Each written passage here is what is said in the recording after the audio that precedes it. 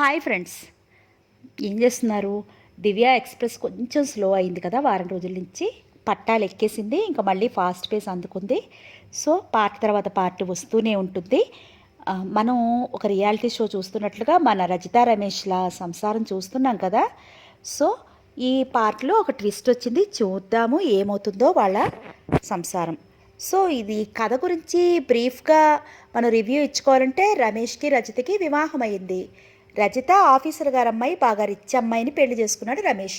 ఒక రిచ్ అమ్మాయిని చేసుకుంటే ఆ ఫ్యామిలీలో ఆ, వచ్చే ప్రాబ్లమ్స్, ఆ ఫ్యామిలీ ఎలా నడుస్తుంది, ఒక మిడిల్ క్లాస్ అబ్బాయి ఎలా ఆ ఫ్యామిలీని రన్ చేస్తాడు అన్నది ఈ కథ. మరి కథలోకి వెళ్ళిపోదామా? పెళ్ళికొడుకు గౌతమ్ చాలా మంచివాడు. అన్నగారు అన్నగారు అంటూ రమేష్తో మంచి స్నేహం కలిపేశాడు. నూతన దంపతులని ఒకసారి హైదరాబాద్కి రావాల్సిందిగా ఆహ్వానించి రమేష్, రజిత పాపతో పాటు హైదరాబాద్కి తిరిగి వచ్చేశారు.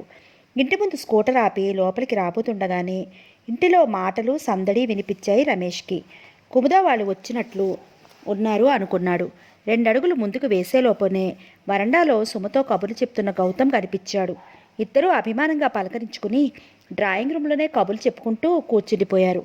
లోపల వంటగదిలో పనిచేసుకుంటూ మాటలలో మునిగిపోయిన అక్క చెల్లెలకి ఎంతోసేపటికి టైం గుర్తుకు వచ్చి, అయ్యో మీ బావగారు వచ్చారేమో చూసిరా అంటూ కుముదను పంపించింది రజిత. కుముద బావగారికి పలకరించి, ఎంతసేపు అయింది వచ్చి అంది. చాలాసేపే అయింది. ఎప్పటికైనా మీ కబుర్లు తెమిలి ఈ లోకంలోకి వస్తారేమో, మాకు కాస్త తినటానికి త్రాగటానికి ఏమైనా ఇస్తారేమో అని చూస్తున్నాను అన్నాడు రమేష్ హాస్యంగా. అంతలో లోపల నుంచి వచ్చిన రజిత టిఫిన్ కాఫీ తయారు చేసి గంట పైగా అయింది. ఇంకా మీరు రాలేదేమోనని వంట ప్రయత్నంలో పడ్డాను. ఆ పని నేను తెముల్చుకోకపోతే మరి మనకేం వంటవాళ్ళు లేరుగా. మీరైతే నేను వచ్చి టిఫిన్ అందివ్వాలని ఇక్కడే కూర్చోకపోతే వంటగదిలోకి రాకూడదు, చుట్టపు చూపుగా వచ్చిన మరదల్ని పలకరించకూడదు అంది. ఆ మాటలు హాస్యపు సరిహద్దులను దాటి కాస్త ఘాటుని పులుముకుంటున్నాయేమోనని భయపడిన రమేష్, అబ్బే ఎక్కడా, నేనొచ్చి ఇంకా 2 నిమిషాలు కూడా కాలేదు అన్నాడు భార్య ఆగ్రహం శాంతింపచేయాలనే ఉద్దేశంతో. గౌతమ్ అది గ్రహించుకుని లోపల నవ్వుకున్నాడు. మరైతే త్వరగా కాలు కడుక్కురండి అని భర్తని ఆజ్ఞాపించి లోపలికి వెళ్ళిపోయింది రజిత మిగిలిన ఏర్పాట్లు చూడటానికి. టిఫిన్ తింటుండగా రమేష్ అన్నాడు, వీళ్ళు కొత్తగా వచ్చారు కదా, అలా ఎక్కడికైనా తీసుకెళ్దాం సైట్ సీయింగ్కి. కాఫీ త్రాగి నువ్వు పాప రెడీ అవ్వండి. మరి వంట ప్రయత్నం చేయక అలా కాసేపు తిరిగి వచ్చేటప్పుడు హోటల్లో భోంచేసి వచ్చేద్దాం. బావగారి గడుస్తాను చూడక్క, సగం వంట అయిపోయిందని తెలిసి ఇంకా ఇప్పుడు వంట చేయట్లే అని చెప్తున్నారు ఉదారంగా అంది కుముద హాస్యంగా. ఆయన ఎప్పుడూ అంతే అని చెల్లెలికి చెప్పి వంట అంతా అయ్యే పోయింది. ఇంకా అన్నం ఒకటే కుక్కర్ మీద పడేసి మేము రెడీ అవుతాంలేండి. అయినా మనం కష్టపడి వీళ్ళకి ఊరేం చూపించక్కర్లేదు. వాళ్ళు ఉన్నవాళ్ళు, మనమే వాళ్ళతో పాటు వాళ్ళ కారులో ఊరంతా తిరగొచ్చు అంది భర్తతో. ఇందాక అడిగినప్పుడు మధ్యాహ్నం ట్రైన్లో వచ్చామని చెప్పినట్లు జ్ఞాపకం, నేనే పొరపాటుగా విన్నానేమో అని లోపల అనుకుంటూ కారులో వచ్చారా అన్నాడు పైకి. అబ్బే లేదండి, నేను రాగానే మా డిపార్ట్మెంట్కి ఫోన్ చేశాను. ఆఫీస్ వెహికల్స్ బోల్డ్ ఉంటాయి చూడండి, నేను ఉన్న 4 రోజులు కారు పంపమని చెప్తే సరే అన్నారు. డబ్బుంటే ట్యాక్సీలో వెళ్ళటం, లేకపోతే బస్సులో వెళ్ళటమే కానీ ఇలాంటి పద్ధతులు రమేష్కి నచ్చవు. అది రజితకి తెలుసు. ఆ విషయంగా వాళ్ళిద్దరి మధ్య చాలాసార్లు వాద వివాదాలు అయ్యాయి కూడా. మరిది ఆ మాట చెప్తుంటే, చూసారా, ఈ మాత్రం తెలివి మీకు లేదు. ఎన్ని సంవత్సరాలు ఉద్యోగం చేసినా, ఎంత పలుకుబడి ఉన్నా దానిని ఉపయోగించుకోవటం మీకు తెలియదు. మన హక్కులు అధికారం వినియోగపరచుకోవటానికి కూడా తెలివితేటలు ఉండాలి అన్నట్లు భర్త వంక చూసింది. రమేష్ అది అర్థం చేసుకొని వాడిలా ముఖం తిప్పేసుకున్నాడు. వాళ్ళు అలా కబుర్లు చెప్పుకుంటూ ఉండగానే కుమ్మంలో కారాగింది. అందులో నుంచి దిగిన డ్రైవరు అక్కడున్న ఇద్దరిలో ఎవరు తన ఆఫీస్కి సంబంధించిన వారు తెలియక ఇద్దరికీ సెల్యూట్ కొట్టి ఏమాగ్య అన్నట్లు చేతులు కట్టుకుని నిలబడ్డారు. మరి కాసేపట్లో అంతా బయలుదేరారు. కుముద వాళ్ళు అక్కడ ఉన్న 4 రోజులు ఆ కారు ఇంచుమించు రోజంతా గౌతమ్ అధీనంలోనే ఉంది. రమేష్ ఆఫీస్ పని ఎక్కువగా ఉండటం వల్ల, పైగా ఊరంతా అది వరకు చాలాసార్లు చూసిందే కావటం వల్ల అతను సెలవు పెట్టలేదు. అతను ఆఫీస్కి వెళ్ళిపోగానే రజిత, సుమ కూడా సరదాగా వాళ్ళకి కంపెనీ ఇవ్వటానికి బయలుదేరేవాళ్ళు. మొదటి రోజునంటే ఏదో అయిపోయింది కానీ ఆ తర్వాత మధ్యాహ్నం టిఫిను, రాత్రి భోజనం అన్నీ హోటల్లోనే తీసుకుందామని చెప్పాడు గౌతమ్. ఇంటికి వచ్చిన చుట్టాల చేత ఆ హోటల్ బిల్లు ఇప్పిస్తే బాగుండదని ఏ పూటకు ఆ పూటే రమేష్ అది చెల్లిస్తూ ఉండేవాడు. ఒక్కసారి అతనికి రోజు ఇంత డబ్బు ఇలా తగలేసే కంటే ఈ ఇంటిలో ఆఖరికి ఒక అన్నం వండుకుని ఇంత మజ్జిగేసుకుని తిన్నా సరిపోతుందేమో అనిపించేది. పైకి అనే ధైర్యం లేక ఊరుకునేవాడు. గౌతమ్ వాళ్ళ ఊరు చూడటంతో పాటు షాపింగ్ కూడా చేసుకునేవాడు. ఆ 4 రోజుల్లోనూ అతను భార్యకి 2 పట్టు చీరలు కొన్నాడు. ఒక మంచి ముత్యాల నెక్లెస్ కొన్నాడు. వదిన గారికి ఒక నైలెక్స్ చీర, సుమకి ఒక సిల్క్ గౌను తీసుకున్నాడు. చూశారా మా మరిది భారీతనం అని భర్తతో చెప్పాలనిపించినా మళ్ళీ ఎలాగో తన చెల్లెలకు ఒక చీర ఇవ్వాలి కదా అని ఊరుకుంది. కానీ నెక్లెస్ విషయం ప్రస్తావిస్తూ మాత్రం అతనికి భార్య అంటే ఎంత ఆపేక్ష. పెళ్ళై 4 నెలలు కాలేదు, 2000 పెట్టి నెక్లెస్ కొనిచ్చాడు. మన పెళ్ళై 4 ఏళ్ళు అయింది, మీరింతవరకు ఒక 200 రూపాయలు పెట్టి నాకు ఒక వస్తువు చేయించలేదు అంది హాస్యంగానే. అందరూ సరదాగా నవ్వుకున్నారు. రమేష్ మాత్రం నాకు 20,000 కట్నం ఇచ్చుంటే నేను ఇంతకన్నా ఖరీదైన వస్తువే కొనేవాణ్ణి అనాలనుకున్నాడు. కానీ అందరి ముందు తన హాస్యం బెడిసికొట్టిందంటే లేనిపోని రగడ అని ఊరుకున్నాడు. వాళ్ళు తిరిగి వెళ్ళిపోయేటప్పుడు రజిత చెల్లెలికి 100 రూపాయలు పెట్టి చీర జాకెట్ కొంది. ఈ 4 రోజులు హోటళ్ళకి సినిమాలకి 500 రూపాయలకి ఇది వడ్డీ అనుకున్నాడు రమేష్. కానీ పైకి ఏమీ అనలేదు. రజిత తత్వం, దర్జా, ఖర్చులు తనకి తెలియనివి కావు. ఆ అంతస్తుని అందుకోలేకపోవటం తన చేతకాని తనమేమో అనిపించేది అతనికి. సాయంకాలం నేను వత్సల డిస్పెన్సరీకి వెళదాం అనుకుంటున్నాను. మీరు ఆఫీస్ నుండి తిన్నగా ఇక్కడికి వచ్చేయండి, ఏకంగా అందరం కలిసి ఇంటికి వచ్చేయచ్చు అంది రజిత. రమేష్ టై ముడి సరిగ్గా వచ్చిందో లేదో అని సవరిస్తూ, డాక్టర్ దగ్గరికి ఎందుకు? సుమకి మళ్ళీ జ్వరం ఏమైనా వచ్చిందా? ఆదుర్దాగా అడిగాడు అతను. జ్వరం వస్తే దానికి సాయంకాలం దాకా మందు లేకుండా ఉంచుతానా? చిరుకోపంతో కనుబొమ్మలు ముడుచుకుంటూ అంది రజిత. మరి నీకు బాగుండలేదా? అయితే ఈ పూటకి వంట ఎందుకు చేశావు? ఏ క్యారియర్లో తెచ్చుకుంటే తీసిపోయేది? హడావుడిగా బ్రీఫ్ కేస్ సర్దుకుంటూ అన్నాడు. ఇవాళ ఢిల్లీ నుంచి 2 డైరెక్టర్లు వస్తున్నారు వాళ్ళ ఆఫీస్కి. ఒక సెమినార్ ఏర్పాటు చేశారు. ఆవాళ మధ్యాహ్నం అతను ఒక పేపర్ చదవాల్సి ఉంది ఆ సెమినార్లో. అబ్బబ్బా, మీ ప్రశ్నలకు సమాధానం చెప్పే ఓపిక నాకు లేదు, కానీ మీరు త్వరగా తెమిలి వెళితే తలుపేసుకుని కాసేపు కళ్ళు మూసుకుని పడుకుంటాను అంది రజిత విసుగ్గా. రజితకి ఏవో చిట్టి చిట్టి మూలుగులు రావటం అలవాటే. ఆ డాక్టర్ గారు చూసి ఏదో విటమిన్ డెఫిషియన్సీ అని టానిక్కో టాబ్లెట్సో ఏదో రాసిస్తూ ఉంటుంది. వత్సల వాళ్ళ తల్లిగారి ఊరు రాజమండ్రే. ఆ కుటుంబానికి, భూపాలరావు గారి కుటుంబానికి చాలా కాలం నుండి పరిచయం ఉంది. రజిత మొట్టమొదటిసారి హైదరాబాద్ వస్తున్నప్పుడు తెచ్చుకున్న పరిచయస్తుల లిస్టులో వత్సల అడ్రస్ కూడా ఉంది. వత్సల, ఆమె భర్త రమేష్ కుటుంబానికి మంచి స్నేహితులవటమే కాకుండా ఆమె వీళ్ళ ఫ్యామిలీ డాక్టర్ అయింది. ఆ పూట రమేష్ ఆఫీస్కి వెళ్ళిపోయాక ఇంచుమించు సాయంకాలం 4 గంటల దాకా రజిత కళ్ళు మూసుకుని పడుకునే ఉంది.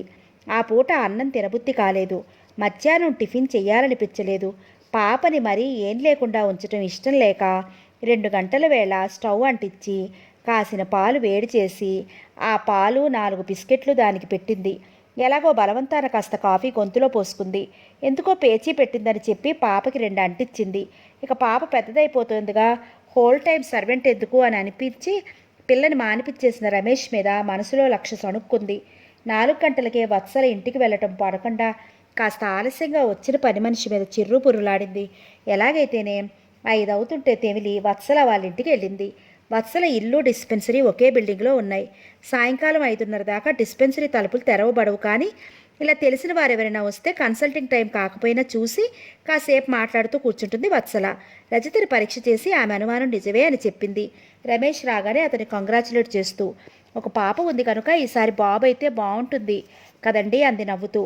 కాసేపు ఆ కబురు ఈ కబురు చెప్పుకున్నాక వత్సల భర్త కూడా ఆఫీస్ నుండి వచ్చాక అంతా కలిసి కాఫీ తాగి వత్సల అటు డిస్పెన్సరీ వైపు వెళ్ళిపోతే రమేష్ వాళ్ళు వీధి వైపు వచ్చేశారు.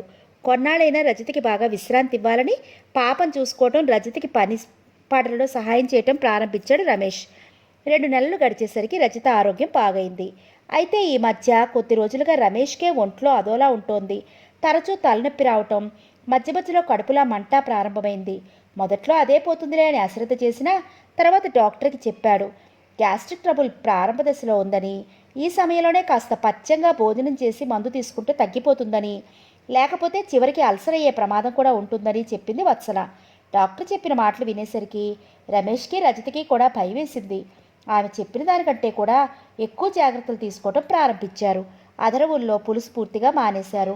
కారం అయినా అతి స్వల్పంగా, అసలు ఉందో లేదో అన్నట్లు వేయమనేవాడు. ఇంకా దోశలు, వడలు లాంటి టిఫిన్లకు పూర్తిగా స్వస్తి చెప్పి కేవలం ఇడ్లీ మాత్రమే తీసుకోవటం మొదలుపెట్టాడు. 7 నెలల గర్భిణి రజితకి తను వంటతో పాటు రమేష్కి వేరే పచ్చంగా చేసి పెట్టాలంటే కష్టంగానే ఉండేది. పోనీ అని తను కూడా అదే తిని గడుపుదామనుకుంటే ఆమె నోటికి అవి కాస్త కూడా హితవు లేక అసలు ముద్ద నోటికే పోయేది కాదు. పోనీ రమేష్కే తను వండి పెట్టేద్దామంటే డాక్టర్ వార్నింగ్ గుర్తుకొచ్చి భయం వేసేది. రజీ, నువ్వు అస్సలు చేసుకోలేకపోతున్నావు.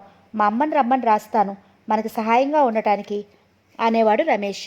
ఈ సమయంలో ఆవిడ మాత్రం ఎలా వస్తారు? వైజుకి పబ్లిక్ పరీక్షలు ఇంకా నెల్లాళ్ళు ఉన్నాయి. ఇల్లు ఆ పిల్ల మీద వదిలిపెట్టి వస్తే ఇటు వంట అటు చదువు ఎలా చేసుకుంటుంది పాపం. ఎలాగో మరో నెల తంటాలు పడతానులేండి. మరి ఇంకా తర్వాత అయినా నేను ఊరు వెళ్ళటమా ఇక్కడే ఉండిపోవటమా అని ఆలోచిస్తున్నాను. ఒక నెల అయ్యాక అమ్మ ఎలాగో వస్తుంది కనుక నువ్వు ఇక్కడే ఉండిపోయినా ఇబ్బంది ఉండదు. మనకు తెలిసిన డాక్టర్లు ఉన్నారు, మెటర్నిటీ హోములు ఉన్నాయి, ఇంట్లో పని మనిషి చేతిలో స్కూటరు. అమ్మకి నీకు కూడా ఎలాంటి ఇబ్బంది ఉండదు. ఆవిడ వస్తే నేను ఇక్కడ ఉండటం ఎందుకులేండి, రాజమండ్రే వెళ్ళిపోతాను. ఆవిడ వచ్చి ఉండటానికి వీలవుతుందో కాదో, మీరు ఈ స్థితిలో హోటల్ భోజనం ఎలా చేస్తారన్న ఉద్దేశంతో అన్నానంతే. అయినా ఒకసారి మీ నాన్నగారికి ఉత్తరం రాయండి అంది రజిత. పోనీ మీ ఇంట్లో వంటవాడు ఎలాగో ఉన్నాడు కనుక మీ మమ్మీ వచ్చి 2-3 నెలలు ఉండగలదేమో కనుక్కో అన్నాడు రమేష్. అంతక్రితమే తండ్రి జ్వరపడి లేచి ఇంకా నీరసంగా ఉన్నారన్న విషయం గుర్తుకొచ్చి అలాంటి స్థితిలో తండ్రి దగ్గర తల్లి ఉండటమే మంచిది కానీ చిన్నపిల్ల వైజు ఏమీ చేయలేదన్న సంశయంతో ముందు మీరు ఉత్తరం రాసి కనుక్కోండి, ఆ తర్వాత అన్నీ ఆలోచించుకుందాం అంది రజిత. అలాగే ఉత్తరం రాశాడు రమేష్. నాకేం భయం లేదు, నువ్వు వెళ్ళని మూర్తిగారు అన్నా. కాస్త వయసు అయిపోయి జ్వరపడి లేచిన మనిషిని చిన్నపిల్ల మీద వదిలేస్తాను వెళ్ళి. కొడుకింట్లో 3-4 నెలలు ఉండాలంటే శారదాంబకు ఎలాగో అనిపించింది. అలాగని అనారోగ్యంగా ఉన్న కొడుకుని హోటల్ భోజనంతో కాలక్షేపం చేయమని చెప్పడానికి ప్రాణం ఒప్పలేదు. 2-3 నెలల పాటు మెడికల్ లీవ్ దొరికితే తీసుకుని అతనే వచ్చి తన దగ్గర ఉంటే బాగుంటుందని సూచన చేసింది ఆవిడ. కానీ అది రమేష్కి ఇష్టం లేకపోయింది. అప్పుడు అతని పేరు ప్రమోషన్ లిస్టులో ఉంది. చివరికి శారదాంబ వచ్చి ఉండడానికి నిశ్చయమైంది. వైజు పరీక్షలు అయిపోగానే కోడలు ఇంకో వారానికి పుట్టింటికి వెళ్తుందనగా వచ్చింది ఆవిడ. ఆ వారంలోనే సుమ బామ్మ దగ్గర బాగా అలవాటైపోయింది. తల్లితో పాటు వెళితే అసలు బామ్మ కోసం బెంగ పెట్టుకుంటుందేమో అనిపించేది చూసేవారికి. అయినా పిల్లని ఇక్కడే ఉంచమని శారదాంబ అనలేదు. తను ఏదో చుట్టం చూపుగా వచ్చిన మనిషి. ఈ పసిపిల్లని ముద్దు చేసి అలవాటు చేసుకుంటే 4 నెలల తర్వాత తను వెళ్ళిపోయాక అది తన కోసం బెంగ పెట్టుకోవచ్చు. వారం రోజుల పాటు అయిన చేరికను మరిపించడం సులభం, కానీ నెలల తరబడి అలవాటు చేసుకుంటే ఆ మమకారాన్ని మర్చిపోవటం తనకి దానికి కూడా కష్టమే అనిపించింది. సరే, ఏదో పని మీద హైదరాబాద్ వచ్చిన భూపాలరావు గారు కూతుర్ని మనవరాల్ని తీసుకెళ్లారు. నెలలు నిండిన తర్వాత రజితకి పన్నంటి పాపాయి పుట్టాడు. ఆ వార్త అందుకుంటేనే రమేష్ 2 రోజులు సెలవు పెట్టి వెళ్ళి పిల్లాడిని చూసి వచ్చాడు. తర్వాత వాడికి సుకుమార్ అని నామకరణం చేశారు. పిల్లవాడికి 3వ నెల రాగానే రజితని పిల్లల్ని తీసుకొచ్చేశాడు రమేష్. ఆ తర్వాత ఒక వారం రోజులుండి పిల్లవాడిని చూసుకోవడానికి మళ్ళీ వేరే పనిపిల్ల దొరికాక ఇంటికి వెళ్ళిపోయింది శారదాంబ. ఆమె వెళ్లేలోగా తన ప్రమోషన్ వార్త అందితే బాగుండనుకున్నాడు రమేష్. అలాగే ప్రమోషను, దాంతోపాటు ఇంటికి ఫోను వచ్చాయి. మనవడు పుట్టిన వేళ అంటూ వాడిని మరీ ముద్దులు పెట్టుకుందావిడ. ఫ్రిజ్ పాడైపోయిందండి అంది రజిత అత్తగారు వెళ్ళిపోయిన తర్వాత ఒకనాడు. అరే, ఏమైంది అన్నాడు రమేష్. నేను ఇక్కడ లేని 4 నెలలు దాన్ని అత్తయ్య గారు వాడారు. ఇలాంటి వస్తువులను ఎంతో జాగ్రత్తగా హ్యాండిల్ చేయాలి కానీ ఇష్టం వచ్చినట్లు వాడిస్తే పాడైపోతాయి. రమేష్ మనసు చివుక్కుమంది. అయినా పైకి ఏమి అనకుండా నేను ఆ కంపెనీకి ఫోన్ చేస్తాలే, మెకానిక్ని పంపిస్తారు అన్నాడు. రజిత సరే అన్నట్లు ఒక నిమిషం ఊరుకుని తర్వాత మళ్ళీ తనలో తానే అనుకుంటున్నట్లు మెల్లిగా గొడగటం ప్రారంభించింది. పోనీ అని తనకంత తెలియనప్పుడు ఊరుకోవలసింది. అంతగా వాడుకోవాలనిపిస్తే కొడుక్కైనా ఆ పని చెప్పవలసింది. ఈయన తనకేం పట్టనట్లు ఊరుకున్నారు. బంగారం లాంటి వస్తువు ధ్వంసం అయిపోయింది. ఇప్పుడు బోలెడు డబ్బు వేసి బాగు చేయించినా అది వరకులా పనిచేస్తుందో లేదో. ఏ వస్తువునైనా ఒక్కసారి రిపేర్కి వచ్చిందంటే ఇంక దాని మీద ఆశ వదులుకోవాల్సిందే. ఇంకా వినటం రమేష్ వల్ల కాలేదు. మా అమ్మకి ఫ్రిడ్జ్ వాడే అలవాటు లేకపోవచ్చు, కానీ బొత్తిగా అయోమయం మనిషి అనుకోను. అయినా అందులో ఆవిడ అతి జాగ్రత్తగా వాడటానికి ఏముంది? అసలు మనం దీన్ని కొని 3 ఏళ్ల పైనే అయింది. ఇంతవరకు ఒక్కసారైనా మనం దీన్ని రిపేర్ చేయించాల్సిన అవసరం రాలేదు. ఇదే కంపెనీ ఫ్రిడ్జ్ మా ఆఫీసులో ఒక అతను కొన్నాడు. నెలకి 4 సార్లు మెకానిక్ వాళ్ళ ఇంటికి వెళ్లాల్సిందే. మీరు చెప్పింది మరీ బాగుంది. వాళ్ళకి వచ్చిన మిషను అలాంటిదేమో. మన అదృష్టం మనకు మంచిది దొరికింది అని నేనెప్పుడూ అనుకుంటూ ఉండేదాన్ని. ఇంకా ఇవాళ ఆశ వదులుకోవచ్చు. వాళ్ళలాగే మనం ఇంకా మెకానిక్ని జీతం ఇచ్చి పెట్టుకున్నట్లు రెగ్యులర్గా వచ్చి వెళ్ళమంటూ ఉండాలి. దాని బదులు హాయిగా ఇది అమ్మేసి కొత్తది కొనుక్కుంటే ఉత్తమం. మరి అలాంటప్పుడు నువ్వు ఊరికి వెళ్ళేటప్పుడు అది ఆఫ్ చేసేసి ఇది వాడుకోవడానికి వీల్లేదని చెప్పి వెళ్తే బాగుండేది. పాటలేవో మేము పడేవాళ్ళం. అయినా పుట్టినప్పటి నుంచి ఫ్రిడ్జ్ నీళ్ళకి అలవాటు పడిన వారమా ఏమన్నానా? కూజా నీళ్లతో సరిపుచ్చుకునేవాళ్ళం అని ఒక నిమిషం ఆగి, సంవత్సరాల తరబడి పనిచేసిన మిషన్ కాస్త పాడవటం, మనం దాన్ని బాగు చేయించుకోవటం సహజం. నువ్వు ఇక్కడ ఉన్నా ఈ మరమ్మత్తు అవసరం అయ్యేదేమో. ఆ వేళటకు అనుకోకుండా అమ్మ ఉంది కనుక ఈ నింద ఆవిడ మీద పడింది. నిజంగా ఆవిడ చేతిలోనే ఇది పాడై ఉంటే అప్పుడే పనిచేయటం మానేయాల్సింది. ఆవిడ వెళ్ళిన వారం రోజుల తర్వాత ఇవాళ ఇది సరిగ్గా పనిచేయటం లేదంటే ఆ పొరపాటు ఏదో నీ వల్లే జరిగిందనుకోవాలి. నేనేం అంత చేతకానిదాన్నా అంది రజిత చిరాగ్గా. ఆ వేళల్లా ఇద్దరి మనసులు పాడైపోయినట్లే అయింది. ఆ ఇంట్లో ఇప్పుడు ఫ్రిడ్జ్ ఒకటే కాదు, అన్ని వస్తువులు, ముఖ్యంగా సుతారంగా వాడవలసిన అదివరకట్లా పనిచేయటం లేదని రజిత అభిప్రాయం. అవన్నీ ఒక్కొక్కటే చెప్పడం మొదలు పెడితే అతనికి ఇంకా కోపం వస్తుందని అప్పటికి ఊరుకున్న అవకాశం వచ్చినప్పుడల్లా చెప్తూ ఉండేది రజిత. ఇక్కడికి వచ్చి 4 నెలలు ఉన్నందుకు తన తల్లి ఇలాంటి మాట అనిపించుకోవాల్సి వచ్చిందే అని రమేష్ బాధపడేవాడు. తను 4 నెలల పాటు ఊళ్ళో లేకపోయేసరికి ఇల్లంతా ఒక కొలిక్కొచ్చిందని రజిత బాధపడేది. చివరికి అవన్నీ కొద్ది రోజుల పాటు ఆ భార్యాభర్తల మధ్య మనస్తాపానికి కారణమయ్యాయి. సుమకి 4 సంవత్సరాలు నిండాయి. సుకుమార్ ఏడాది పిల్లవాడయ్యాడు. పిల్లవాడిని చూసుకోవటానికి ప్రత్యేకంగా పెట్టుకున్న పని మనిషిని తీసేస్తానన్నాడు రమేష్. ప్రత్యేకం చంటి పిల్లని చూసుకోవటానికి నెలకి 60-70 రూపాయలు ఖర్చు చేస్తూ ఒక మనిషిని పెట్టుకునే తాహతు మనకి లేదని అది వరకు సుమ కోసం పెట్టిన పని మనిషిని అలాగే తీసేశాడు. కానీ ఈసారి మాత్రం రజిత ఒప్పుకోలేదు. ఈ ఇద్దరు పిల్లల్ని చూసుకోవడం నా వల్ల కాదు. పోనీ అంటే 100కైనా మనిషి లేదు. పై పనులు చేసి పెట్టడానికి ఎలాగో ఒక పిల్ల దొరికింది కదా అని నేను సంబరపడుతుంటే మీరు దాన్ని కూడా మానిపించేస్తారేంటండి? ఇంట్లో పనికే కాకుండా రేపు సుమని స్కూల్లో చేర్పిస్తే దగ్గరుండి తీసుకెళ్ళటానికి తీసుకురావడానికి మనిషి ఉండద్దు అంది. చెప్పడం మర్చిపోయాను. పాపని 1-2 సంవత్సరాలు మన కాలనీలో ఉన్న బాలమందిర్లో చదివిద్దాం. ఈలోగా మరో మంచి కాన్వెంట్లో సీటు కోసం ప్రయత్నిద్దాం. ఈ సీట్ దొరకడానికి ఎలాగో 1 సంవత్సరం పడుతుంది. ఈలోగా పాపకు కాస్త జ్ఞానము తెలుస్తుంది. ఏకంగా ఒక రిక్షా మాట్లాడి మరెవరి పిల్లలైనా జత కలిపి పంపించవచ్చు. ఈ బాలమందిర్లో చదివించినా చదివించకపోయినా ఒకటే. ఇక్కడ వీళ్ళు చదువు చెప్పే పద్ధతి ఏం బాగుండదంట. కాన్వెంట్లో ఇప్పటికిప్పుడు సీటు ఎందుకు దొరకదు? వాళ్ళు అడిగిన డొనేషన్ ఏదో ఇచ్చేస్తే మహారాజులో దొరుకుతుంది మర్నాటికి సీటు. ఇంత చిన్న పిల్లని ఎవరితో జత కలిపి పంపించగలం? కనీసం మరో సంవత్సరమైనా ఈ పని పిల్ల ఉంటే అదే తీసుకెళ్ళి మళ్ళీ తీసుకొస్తూ ఉంటుంది అనేది రజిత వాదన. ఇంక రమేష్ మరేమీ అనలేదు. ఏ విషయంలోనైనా అభిప్రాయ భేదాలు రానేకూడదు. కానీ ఒకవేళ వస్తే మాత్రం రజిత మాటే నెక్కి తీరుతుంది. ఈ 6 సంవత్సరాల అనుభవంతో నేర్చుకున్న పాఠంతో రమేష్ ఏదో ఒకసారి తన అభిప్రాయం చెప్పటము, ఆ తర్వాత మరిక్క దాన్ని సాగతీయకుండా వదిలేయటము నేర్చుకున్నాడు. మరో 15 రోజులు గడిచిపోయాయి. ఉన్నట్టుండి ఒకనాడు ఆ పనిపిల్ల తల్లి వచ్చి ఇక రేపటి నుంచి తన కూతురు పనిలోకి రాదు అని చెప్పింది. ఏమైంది అంది రజిత. దానికి లగ్గం చేస్తాను, ఇంక 10 రోజులే ఉంది పెళ్ళి అంటూ మొల్లోంచి సంచి తీసి అందులో చిల్లర డబ్బులు, తమలపాకులు, ఒక్కపరుకులు మధ్య నుండి ఒక శుభలేఖ తీసిచ్చింది. రజిత కొళ్ళు మండిపోయింది. అది పెళ్లి చేసుకుని వెళ్ళిపోయినందుకు కాదు, శుభలేఖలు కూడా అచ్చువేయించి అన్నీ నిర్ణయం అయిపోయిన దాకా తనకు చెప్పనందుకు. 1 సంవత్సరం పాటు దీన్ని తన కన్నబిడ్డ కన్నా ఎక్కువగా చూసుకున్నాను. మేము ఏం తింటే అది పెట్టాను. మాతో సినిమాలకు తీసుకెళ్లాను. రాత్రివేళ బాబు ఏడిస్తే అస్తమాను చిన్నపిల్ల అది లేవలేదని మధ్య మధ్య నేనే లేదు చూసుకునేదాన్ని. అన్నీ చేసినా దానికి విశ్వాసం లేకపోయింది. నిజంగా మంచి మనిషి అయితే అయ్యో అమ్మకి ఇబ్బంది అయిందేమో, కాస్త ముందుగానే చెప్దాం, నేను మానేసేలోగా మరో మనిషి అయినా చూసుకుంటారు అనే ఆలోచనైనా ఉండేది. ఇలాంటి వాళ్ళకి ఎంత పెట్టినా ఒకటే.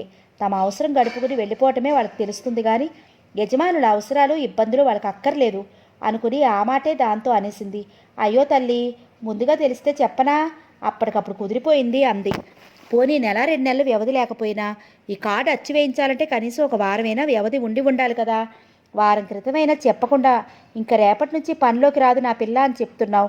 ఇదే మేమేదైనా ఇబ్బంది వచ్చి రేపట్లోంచి పనిలోకి రావద్దు అని చెప్తే 90 సణికి పోస్తారు.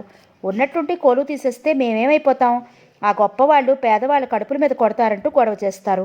ఆ పనేదో మీరు చేస్తే మాత్రం మేమేమీ అనకూడదు అంది కాస్త గట్టిగానే. దానికి తన తప్పు తెలుసు, అందుకని మరేమీ అనకుండా ఊరుకుంది. రజిత కూడా ఇంకేమీ అనకుండా అవాల్టి దాకా లెక్క చూసి జీతం తల్లి చేతికి ఇచ్చేసింది. పిల్ల చేతిలో 10 రూపాయలు పెట్టింది ఏదైనా కొనుక్కోమని. సంవత్సరం పైగా పనిచేస్తున్న పిల్ల పెళ్లి చేసుకుని వెళ్ళిపోతుంటే ఒక చీర రవికల గుడ్డైనా లేకపోతే 25 రూపాయలైనా ఇస్తే బాగుంటుందనిపించినా అది చేసిన పనితో కోపం వచ్చి ఆ 10 రూపాయల నోటు చేతిలో పెట్టి ఊరుకుంది. సరే, మర్నాటి నుండి ఆ పిల్ల రావటం లేదు. అది వరకు పనిచేసిన మనిషే మళ్ళీ వచ్చి పనిచేసి వెళ్ళిపోతోంది. అసలే పనిపిల్ల మానేసిందని చిరాకుతో ఉన్న రజితకి మరో అయిష్టమైన విషయం కూడా తెలిసింది. సుమని చేర్పించాలనుకుంటున్న కాన్వెంట్కి వెళ్ళి కనుక్కుంటే ఈ సంవత్సరానికి ఇక సీట్లు లేవని, వచ్చే జనవరిలో అప్లికేషన్ పెట్టి డొనేషన్ కడితే ఆ పై సంవత్సరం తప్పకుండా సీట్ ఇస్తామని చెప్పారాళ్ళు. కాస్త ముందుగానే ఆ విషయం కనుక్కోనందుకు భర్త మీద కాసేపు సణిగిపోసి, ఇలాంటి విషయాల్లో మగవారు శ్రద్ధ పట్టాలి కానీ ఆడదాన్ని నేనన్నీ చూసుకోగలను, అందులో తన తప్పేమీ లేదని భర్తకి స్పష్టం చేసింది. ఆ బాలమందిర్ని మనసులో పెట్టుకుని కాన్వెంట్ సీటు విషయం అశ్రద్ధ చేశాడని అతనికి తెలుసు. ఎలాగైతేనే ఆ సంవత్సరం సుమ ఆ కాలనీలోనే ఉన్న బాలమందిర్లోనే చేర్చాల్సి వచ్చింది. మరీ చిన్నపిల్ల మన కాలనీలో అయితే మాత్రం ఒంటరిగా ఎలా పంపించగలం? చేతిలో ఒక పనిపిల్ల ఉంటే బాగుండేది అంది రజిత. కూతురు కోసం రోజు 4 సార్లు తను స్కూల్కి ఇంటికి మధ్య తిరగాల్సి వస్తుందేమోనని భయపడుతూ, ఈ కాసదానికి నెలకు 70 రూపాయలు ఖర్చు చేసి హోల్ టైం సర్వెంట్ ఎందుకు? స్కూల్ జీతంతో పాటు నెలకి మరో 10 రూపాయలు కట్టామంటే స్కూల్ వాళ్లే ఒక ఆయాని ఏర్పాటు చేస్తారు. దగ్గరగా ఉన్న ఇళ్ల నుంచి పిల్లని స్కూల్కి తీసుకెళ్ళి మళ్ళీ సాయంకాలం దిగపెట్టడానికి అన్నాడు రమేష్. సరే అనుకుంది రజిత. ఇలాంటి విషయాల్లో పనివాళ్ళు మనకంటే చురుగ్గా ఉంటారు. వాళ్ళ పని మనిషి నరసమ్మకి ఆ విషయం ఎలా తెలిసిందో గాని ఒకనాడు అది రజితను అడిగింది. అమ్మా, ఆ 10 రూపాయలు నాకే ఇవ్వండి, నేనే పాపని స్కూల్కి తీసుకెళ్ళి దిగబెడిచి మళ్ళీ తీసుకొస్తూ ఉంటాను అని. మరి నీకు వీలవుతుందా అంది రజిత. కాకేవమ్మా, నేను మంచిగా పాపను చూసుకుంటాను అని అది ప్రాధేయపట్టంతో సరే అంది రజిత. 4 రోజులు గడిచాయి. ఏదో పని మీద భూపాలరావు గారు ఆయన వెంట భవానమ్మ హైదరాబాద్ వచ్చారు. హాయిగా దుప్పటి ముసుగు పట్టుకుని పడుకున్న సుమ అమ్మమ్మ తాతగారుల గొంతు వినపడి లేచొచ్చింది. మనవరాల్ని ప్రక్కన కూర్చోబెట్టుకుని ముద్దుగా కబుర్లు ప్రారంభించారు వాళ్ళు. అమ్మమ్మ, నేను స్కూల్లో చేరాను అంది సుమ కళ్ళు తిప్పుకుంటూ. సుమ బంగారు తల్లి, అప్పుడే స్కూల్లో చేరిపోయింది అంటూ దాని బుగ్గ ముడికి ముద్దు పెట్టుకుని, స్కూల్ దగ్గరేనా? ఎలా వెళ్తోంది అని కూతురుని అడిగింది భవానమ్మ. దగ్గరేలే, అయినా ఆయా ఉంది, భయం లేదంది రజిత. నాకు ఆయా ఎక్కడుందమ్మా అంది సుమ చటుకున. అందరూ తెల్లబోయారు ఒక్క క్షణం. అల్లుడు డబ్బుకి ఖర్చుకి పెరిచి పనిపిల్లని ఒక్కదాన్ని స్కూల్కి పంపిస్తున్నాడని, అది కప్పిపుచ్చుకోవడానికి కూతురేదో పసిపిల్లని ఒక్కదాన్నే స్కూల్కి పంపిస్తున్నాడని, అది కప్పిపుచ్చుకోవడానికి కూతురేదో కల్పించి చెప్తోందని అనిపించింది భూపాలరావు గారికి, భవానమ్మకి కూడా. ఆ క్షణంలో వాళ్ళిద్దరికీ అల్లుడి మీద పీకల దాకా కోపం, కూతురు మీద మనవరాల మీద పుట్టడి జాలి ముంచుకొచ్చాయి. వాళ్ళు ఏది అనేలోపునే రజితే అంది విస్మయంగా. అదేమిటే, నీకు ఆయా లేదు? రోజు నరసమ్మ నేను స్కూల్కి తీసుకెళ్ళటం లేదు?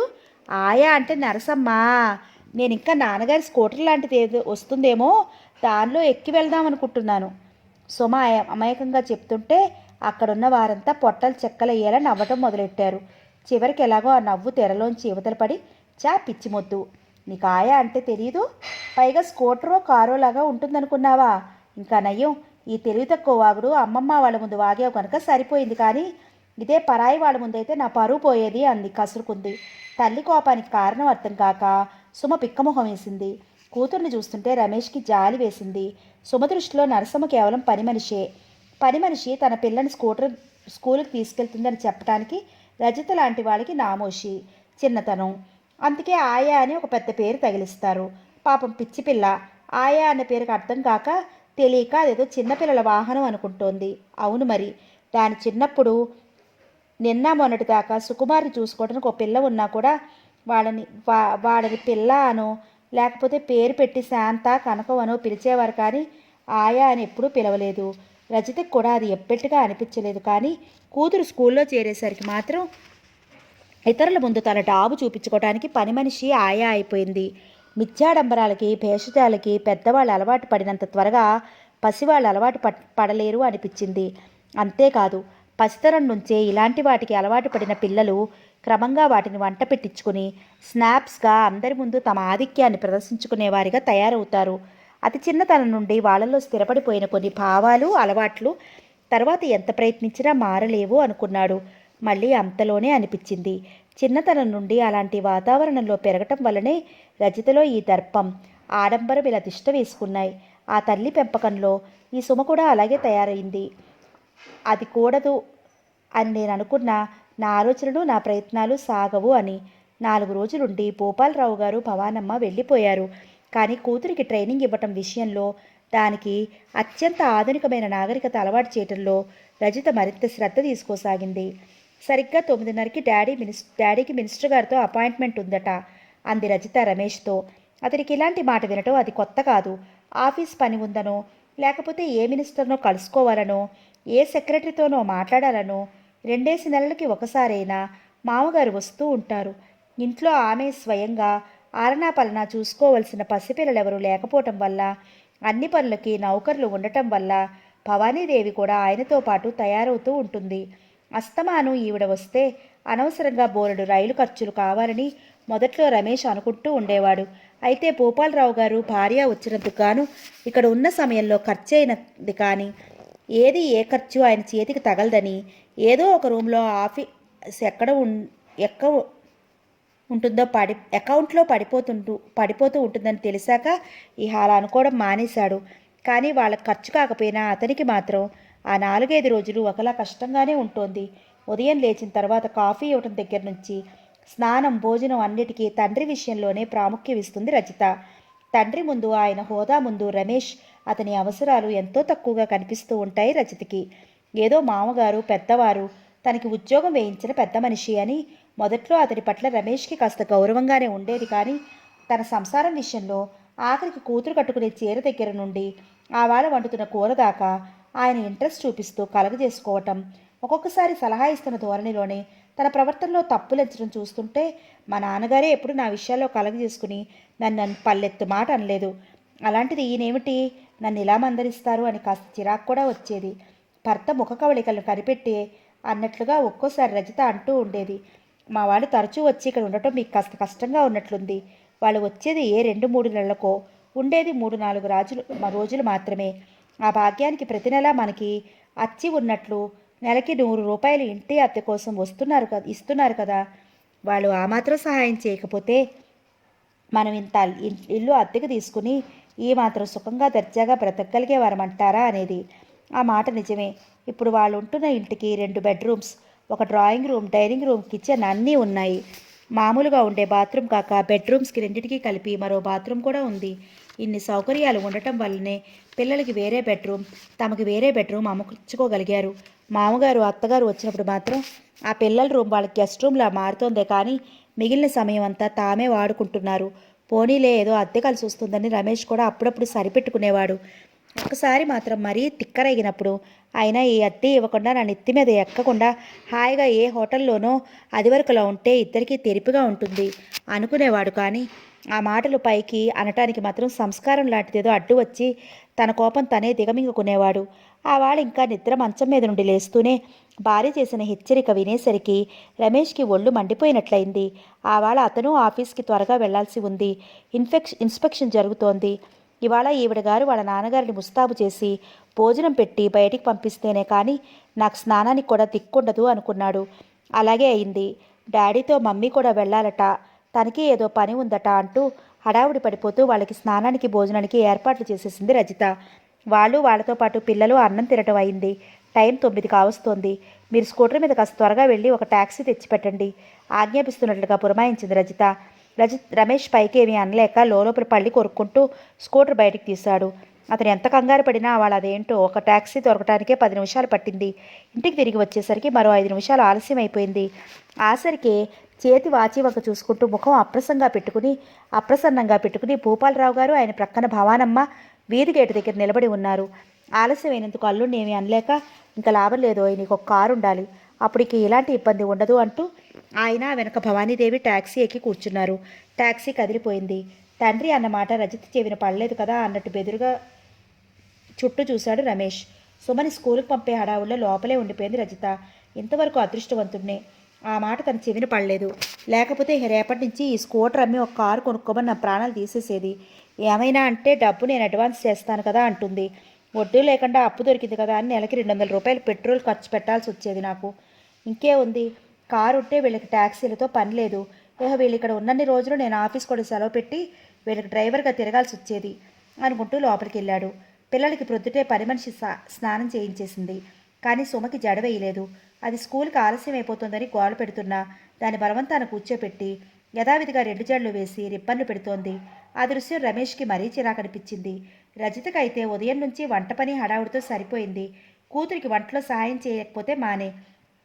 కాస్త మనవరాలికి జడవేయటానికైనా తీరిక లేకపోయిందా మా అత్తగారికి అనుకుంటూ బాత్రూంలోకి వెళ్ళి గబగబా స్నానం ముగించి వచ్చాడు.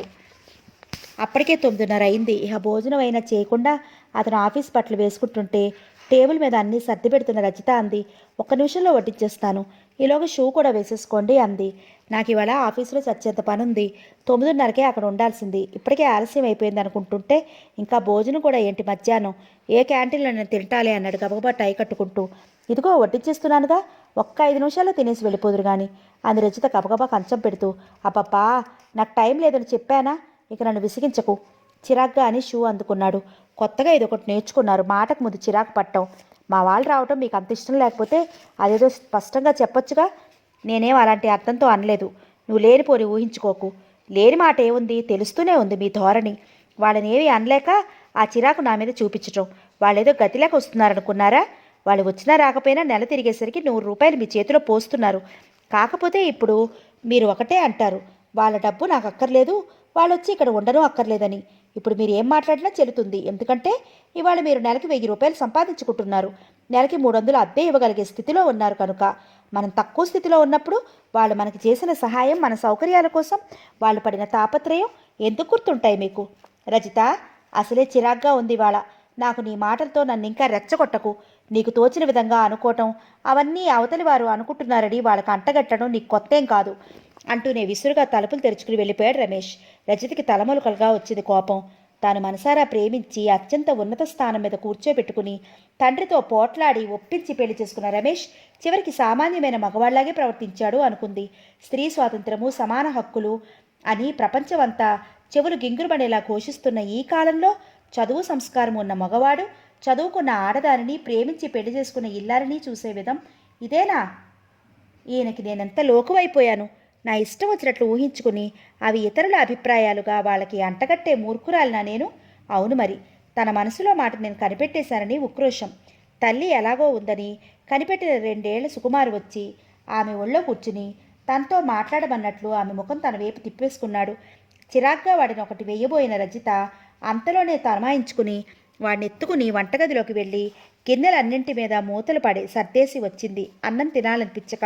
మధ్యాహ్నం సుమా స్కూల్ నుండి, రమేష్ ఆఫీసు నుండి, భూపాలరావు గారు వాళ్ళు బయట నుంచి వచ్చేసరికి రజిత ముఖం కడుక్కుని తలదువ్వుకుని కళకళలాడుతూనే కనిపించింది. ఎవరికి ఎలాంటి అనుమానం రాకూడదని. కానీ రమేష్కు తెలుసు రజిత్కి తన మీద కోపం పోలేదని. 2 రోజుల తర్వాత భూపాలరావు గారు ఆవిడ వెళ్ళిపోయారు. రజిత, రమేష్లు మాత్రం ఇంకా ముభావంగానే ఉంటున్నారు. రమేష్ తనే పలకరించి రజితని ప్రసన్నురాలు చేసుకోవాలన్నా ఆమె ముఖం తిప్పేసుకుంటోంది. ఈ కోల్డ్ వార్ ఇంకా ఎన్నాళ్ళు సాగుతుందో అని అతను అనుకుంటున్న సమయంలోనే మూర్తిగారి దగ్గర నుండి ఉత్తరం వచ్చింది. వైజు పెళ్ళని. అనుకోకుండా సంబంధం కుదిరి ముదిత పెళ్లి కూడా ఆ నెలలోనే నిశ్చయమైంది. ఆ సందడితో భర్త మీద కోపం మర్చిపోయి సరదాగా ప్రయాణమైంది రజిత. మంత్రిగారు అమ్మాయి పెళ్లికి డాడీ మమ్మాయి అంతా వస్తున్నారట అంది రజిత. ఏ మంత్రి గారు అన్నాడు రమేష్. రజిత మంత్రిగారి పేరు చెప్పగానే మాత్రం అతనికి విపరీతమైన ఆశ్చర్యం వేసింది. ఇటీవల పదవీ స్వీకారం చేసిన మంత్రి మండలిలో ఈయన మంత్రి అయ్యారు. అది వరకున్న మంత్రివర్గంలో ఈయనకు కానీ ఈయన అనుయాయులకు కానీ ఒక్క అవకాశమైనా ఇవ్వబడలేదు. ఆ రోజుల్లో భూపతిరావు గారి బెస్ట్ ఫ్రెండ్ అంటూ తిరిగింది. ఏ అవకాశం వచ్చినా ఆయనింటికి కానుకలవి తీసుకెళ్లి సమర్పించింది మరొక మంత్రి గారికి. ఆ రోజుల్లో ఎవరైనా ఈయన పేరు చెప్తే తులపరించినట్లుగా మాట్లాడేవాడు భూపాలరావు గారు. ఈయన అనుచరులు ఏమీ చేతకాని వారు కనుకునే ఈ మంత్రివర్గంలో వాళ్ళకి అవకాశం ఇవ్వడం లేదని అనేవారు. సరే, ఆ టర్మ్ అయిపోయింది. మళ్ళీ ఎలక్షన్లు అయ్యి కొత్త మంత్రివర్గం పదవీ స్వీకారం చేశారు. అది వరకు భూపాలరావు గారు తన బెస్ట్ ఫ్రెండ్గా చెప్పుకు తిరిగి ఆయనకి ఈసారి అవకాశం రాలేదు. ఇంకా మా మామగారి పలుకుబడి తగ్గిపోయినట్లే అనుకున్నాడు రమేష్. కానీ చిత్రం, అది వరకు ఈయనల గురించి తనకి ఉండే అభిప్రాయాలన్నింటినీ నిమిషాల మీద మార్చేసుకుని ఈయనతో స్నేహం కలిపేసుకున్నారు. ఇప్పుడు ఆ స్నేహం ఎంత గాఢమైందో అటు మంత్రి గారికి పైవారికి కూడా తెలియజేయాలని పనిగట్టుకుని భార్యతో పాటు ఈ పెళ్లికి వస్తున్నారన్నమాట అనుకున్నాడు రమేష్. అయినా పైకి ఏమీ అనలేదు. మర్నాడు పోస్టులో రమేష్ కూడా ఆ పెళ్లి ఇన్విటేషన్ వచ్చింది. అది మామగారికి ఉన్న పలుకుబడి వల్ల ఫలానా ఆయన అల్లుడనే ఉద్దేశంతో పంపించారో లేకపోతే ఒక హోదా ఉన్న ఆఫీసర్లందరికీ పంపించినట్లే తనకి పంపించారో అర్థం కాలేదు రమేష్కి. అయినా నాకు పరిచయం లేని వారింటికి వెళ్ళేదేమిట్లే అనుకున్నాడు. కానీ భూపాలరావు గారు ఊరుకోలేదు. ఆఖరికి పెళ్లికి రిసెప్షన్కి కూడా మామగారి బలవంతం మీద అతను రజిత కూడా వెళ్ళారు. ఆ పెళ్లికి ఢిల్లీ నుండి ఒక ఆయన వచ్చాడు. భూపాలరావు గారికి అతనికి అది వరకు కొద్దిగా పరిచయం ఉంది. అదీ కాకుండా రమేష్ డిపార్ట్మెంట్కి అతను ఇప్పుడు డైరెక్టర్. అందుకని మర్నాడు అతను తమ ఇంటికి పార్టీకి ఆహ్వానించాడు. రజత్కి ఇలాంటి పార్టీలంటే చాలా సరదా. పెళ్లి కాకపూర్వం తమ ఇంట్లో తరచూ ఇలాంటి పార్టీలు జరుగుతూ ఉండేవి. ఇప్పుడంటే అదితి ఒక్కడే కానీ అక్కడ వాళ్ళ నాన్నగారు ఇచ్చే పార్టీలలో 10 మంది మొదలుకొని 100 మంది దాకా ఉంటూ ఉండేవారు. ఇక్కడికి వచ్చాక ఆ సందడి అసలు లేనే లేదని కాదు, కానీ రమేష్కి అలాంటి సరదా తక్కువ. పోనీ అని పిల్లలున్న ఇల్లు కదా, బర్త్డే పార్టీ అని మరొకటని ఏర్పాటు చేద్దామంటే అతని పిల్లలిద్దరికీ మొదటి పుట్టినరోజు ఒక్కటే మాత్రం ఘనంగా పార్టీ ఇచ్చేసేవాడు. మిగిలిన వాటికి ఇంట్లో వాళ్లే క్లుప్తంగా జరుపుతున్నారు. నీకు 10 మందిని పిలిచి సరదాగా పెట్టాలనిపిస్తే ఊరికనే పిలు, అంతేగాని పుట్టినరోజుని మరొకటిని పిలిస్తే వాళ్ళు వట్టి చేతులతో రాలేక బహుమతులు తెస్తారు. మనతో స్నేహం చేసినందుకు వాళ్ళకది పనిష్మెంట్ అవుతుంది అనేవాడు. ఇంకా అన్నింటికీ అతని మాట కాదంటే బాగుండదని రజిత మానేసింది. ఆవేళ రమేష్ కూడా కాస్త త్వరగానే వచ్చాడు. రాబోతున్న అతిథి తన డైరెక్టర్ కావటం వల్ల డైరెక్టర్ గారి కారు ఆగకుండానే భూపాలరావు గారు భవానమ్మ ఎదురెళ్లారు అతన్ని రిసీవ్ చేసుకోవటానికి. గేటు దాటి లోపలికి వస్తూనే కూతుర్ని అల్లుణ్ణి మనవల్ని పరిచయం చేశాడు భూపాలరావు గారు. అంతా లోపలికి వచ్చి డ్రాయింగ్ రూమ్లో కూర్చున్నారు. ఆ పార్టీ కోసం ఇంట్లో ప్రత్యేకంగా చేసినవి, బజార్ నుండి తెప్పించినవి అన్ని ప్లేట్లలో సర్ది పెట్టారు. అంతా కబుర్లు చెప్పుకుంటూ ఫలహారం చేస్తున్నారు. సంభాషణ అటు తిరిగి ఇటు తిరిగి రమేష్ ఉద్యోగం వైపు మళ్ళింది. ఆ అవకాశం కోసం ఎదురు చూస్తున్న భూపాలరావు గారు, ఆ సందర్భంగా మిమ్మల్ని ఒకసారి కలుసుకోవాలని అనుకుంటున్నాను. ప్రమోషన్ లిస్టులో ఇతని పేరు వేయించాలనుకోండి, కానీ చివరి నిమిషంలో ఏమవుతుందో అని భయం. అసలు మొదటి నుండి ఈ డిపార్ట్మెంట్లో ఉన్న వాళ్ళంతా మనవాళ్లే కావటం వల్ల నాకు చాలా సహాయం చేశారు. ఎంఏ ఫస్ట్ క్లాస్లో పాస్ అయినా పలుకుబడి లేకపోవడం వల్ల నిరుద్యోగిగానే ఉండిపోయాడు ఇతను. సరే అనుకోకుండా అమ్మాయితో పరిచయం అయింది. ఇతన్నే పెళ్లి చేసుకుంటానని కూర్చుంది. అమ్మాయి పట్టు వల్లే అతనికి ఉద్యోగం వేయించి ఒక 3-4 నెలలు కనిపెట్టి చూశాను. ఆస్తి లేకపోయినా పిల్లవాడు గుణవంతుడు, బుద్ధిమంతుడు. మనం కాస్త ఆస్తిరా ఇస్తే పైకొస్తాడని నమ్మకం కుదిరింది. సరే పెళ్లికి ఒప్పుకున్నాను. ఇక్కడైతే మంచి స్కోప్ ఉంటుందని ఇక్కడికే మార్పిచ్చేశాను. ఇంకప్పటి నుండి ప్రమోషన్ ఛాన్సెస్ ఉన్నాయని తెలిసినప్పుడల్లా నేనే పరిగెట్టుకుని వచ్చి అందరితో మాట్లాడి అది ఇతనికి వచ్చేలా చూస్తూ వచ్చాను. ఎప్పుడూ ఎలాంటి ఇబ్బంది అనిపించలేదు. కానీ ఈసారి మాత్రం ఆ సెక్రటరీ రూల్స్ సీనియారిటీ అంటూ ఏదో భయపడుతున్నాడు. అందుకే మీకు శ్రమ ఇవ్వాల్సి వస్తుంది అంటున్నారు. రమేష్కి అక్కడ కూర్చోవాలంటే ముళ్ళ మీద ఉన్నట్లుంది. అయినా ఆ సమయంలో చటుక్కున అక్కడి నుంచి లేచి వెళ్ళిపోవటం సభ్యతగా ఉండదని ఇబ్బందిగా అటు ఇటు చూస్తూ కూర్చున్నాడు. భూపాలరావు గారి మాటలు వింటున్న డైరెక్టర్ గారి ముఖంలో అదొకలాంటి కాంతి వచ్చింది. ఆయన ఏదో గుర్తు చేసుకుంటున్న వాళ్ళ ఒక్క నిమిషం అంతర్ముఖుడే కూర్చుని ఆ తర్వాత, సో మీది లవ్ మ్యారేజ్ అన్నమాట, you are a lucky boy అన్నారు ముందుకు వంగి రమేష్ చెయ్యి అందుకుని అభినందనపూర్వకంగా నొక్కుతూ. ఆయన ఆ వయసులో ఒక అమ్మాయిని ప్రేమించారు, పెళ్లి చేసుకోవాలనుకున్నారు, కానీ పెద్దలు అంగీకరించలేదు. ఆ పిల్లని చేసుకుంటే సంఘంలో ఆయనకేమీ గుర్తింపు లేకుండా అతి సామాన్యంగా ఎలాంటి అంతస్తు ప్రతిష్ట లేకుండా బ్రతికేయాలని, అది రెండూ కావాలంటే ఆ సమయంలో తాను చూపించిన సంబంధం చేసుకు తీరాలని పట్టుపట్టారు. అంతగా స్థితిమంతులు కాని తమకి ఒక లక్షాధికారి పిల్లనిస్తానని రావటం ఏమిటా అని ఆయన ముందు ఆశ్చర్యపోయినా అమ్మాయిని చూశాక కారణం అర్థమైంది. ఆ పిల్ల పొత్తిగా అనాకరి, ఇంకా చెప్పాలంటే కురూపి. ఒక క్షణం ఆయన మనసు ఎలాగో అయిపోయింది.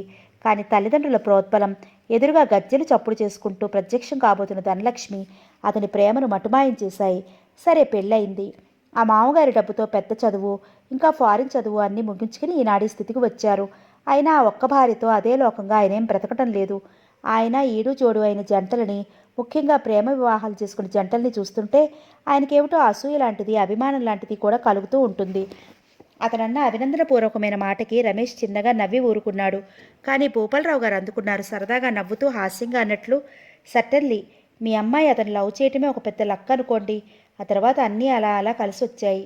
ఇందులో చిత్రం ఏమిటంటే ఏ పని సంపాదించడానికి, ప్రమోషన్ తెచ్చుకోవటానికి అతను చీవంతైనా శ్రమపడలేదు. పాప కోసం రాళ్ళు మోయాలన్నట్లు మన అమ్మాయి మొగుడు కదా అని నేనే కల్పించుకుని అవసరమైన దగ్గర ఖర్చు పెట్టి అతన్ని ఈ స్థితికి తీసుకొచ్చాను.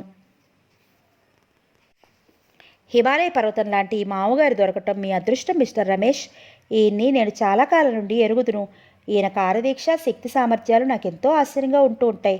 ఏ విషయమైనా ఆయన బుర్రలో చొరబడింది అంటే అది అయి తీరాల్సిందే. ఆయనది పల్లుకప్పు పొట్టు. ఆయనకి అపజయం అన్నది లేనే లేదు. మీకోసం ఆయన ఎంతో శ్రమ పడుతున్నారు. నాకన్నా మీకే బాగా తెలుసు అనుకోండి.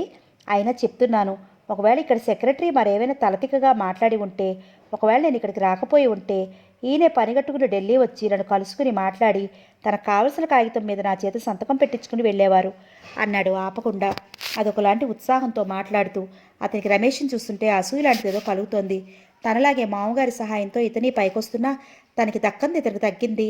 అప్సరస లాంటి భార్య పొందు. పగలు చూస్తే రాత్రి కల్లోకొచ్చేలాంటి తన భార్య రూపంతో ఈశాన్ మాత్రమేనా తృప్తి చెందక తాను అందాన్ని ఆనందాన్ని వెతుక్కుంటూ ఎన్నో రోజులు ఎన్నో రాత్రులు అటు ఇటు తిరుగుతూ ఉంటాడు. అలాంటి అవస్థ ఈ రమేష్కి లేదు.